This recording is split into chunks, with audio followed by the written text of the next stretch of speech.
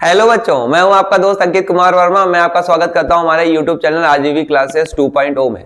तो बच्चों, आज हम लोग डिफरेंशियल इक्वेशन का बहुत ही ज्यादा मोस्ट इंपॉर्टेंट क्वेश्चन करने जा रहे हैं। इस वीडियो में हम लोग जो है डिफरेंशियल इक्वेशन का जो लास्ट कंसेप्ट है, जिसको बोलते हैं लीनियर डिफरेंशियल इक्वेशन, वो सॉल्व करना सीखेंगे। और बच्चों, ये क्वेश्चन आपको बोर्ड एग्जाम में लॉन्ग क्वेश्चन में जरूर मिलने वाला है। ठीक है, तो चलिए बिना किसी देरी के स्टार्ट करते हैं। तो देखिए कि यहाँ पर लिखा हुआ है dy/dx minus y is equal to cos x। ठीक है, इसको बोलते हैं लीनियर डिफरेंशियल इक्वेशन।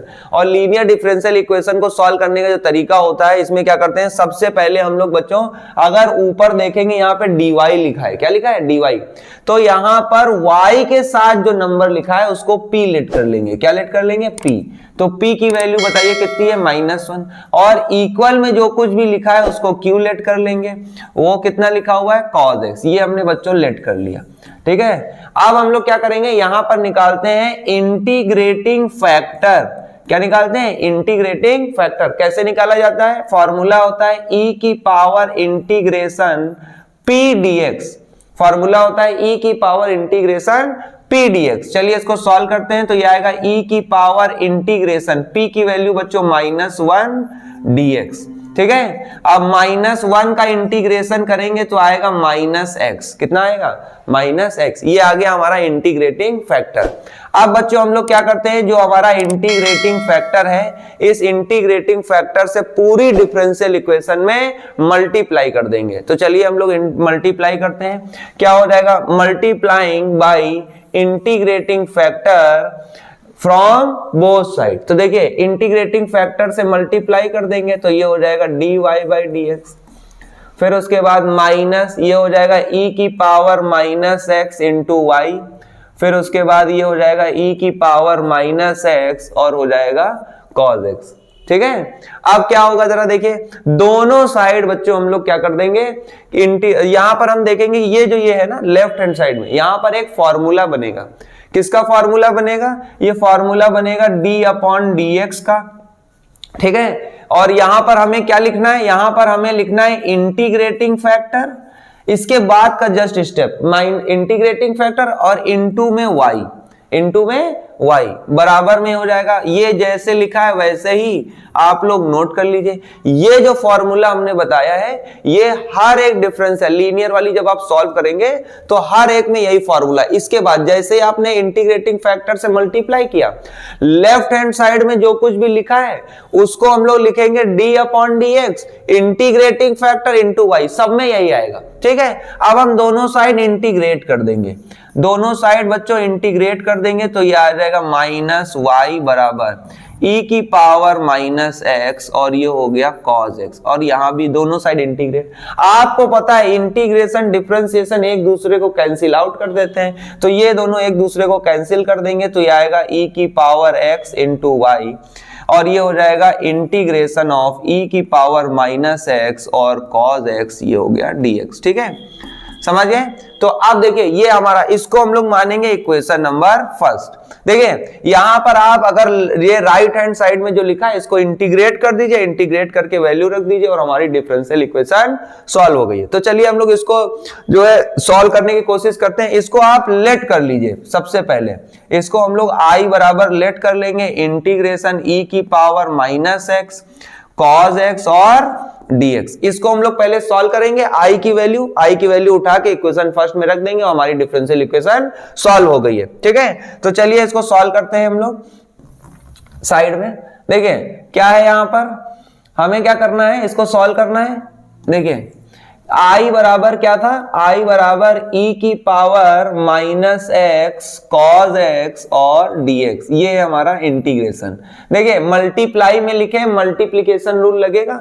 एक को मान लें फर्स्ट और दूसरे को मान लें सेकंड। ठीक है, तो क्या होता है इंटीग्रेशन में मल्टीप्लिकेशन रूल क्या कहता है? e की पावर फर्स्ट का करते नहीं है, सेकंड का करेंगे इंटीग्रेशन। तो cos x का इंटीग्रेशन होता है बच्चों sin x, फिर माइनस बड़ा इंटीग्रेशन लगता है। फर्स्ट वाले का डिफरेंशिएशन e की पावर -x का हो जाएगा -e की पावर -x, और सेकंड वाले का इंटीग्रेशन यानी कि sin x और ये आ जाएगा dx। तो i बराबर क्या हो जाएगा जरा बताइए, e की पावर माइनस एक्स और यहां पर हो जाएगा साइन एक्स माइनस, देखिए ये माइनस माइनस मिलके हो गया प्लस, इंटीग्रेशन e की पावर माइनस एक्स इंटू में साइन एक्स dx।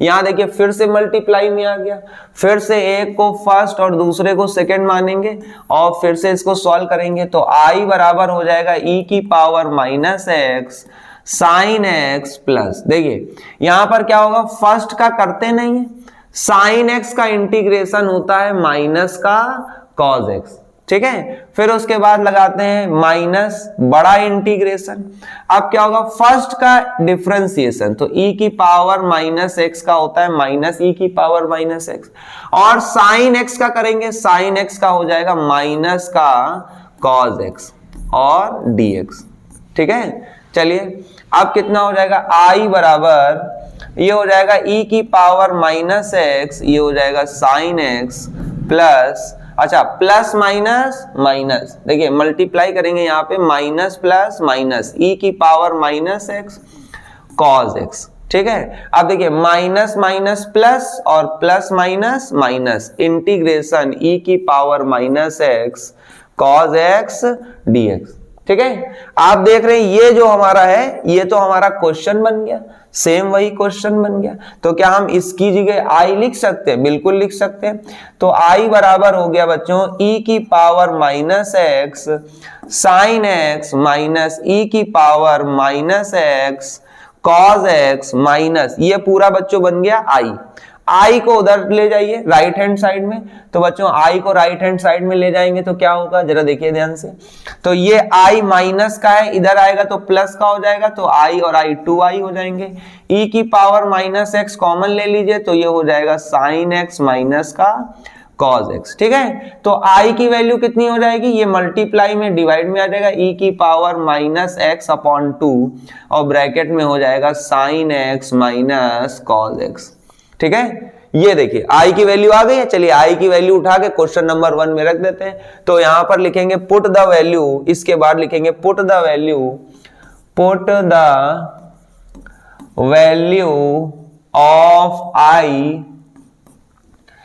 इन इक्वेशन फर्स्ट। इक्वेशन फर्स्ट में रखते हैं, क्या है इक्वेशन फर्स्ट, e की power minus X into Y बराबर, देखिए इक्वेशन फर्स्ट में देखिए ये हमारा i था ना, i की वैल्यू उठाइए, ये रखी हुई है, क्या है e की power minus x by 2 bracket में क्या लिखा हुआ है, साइन एक्स माइनस का कॉस एक्स, ठीक है।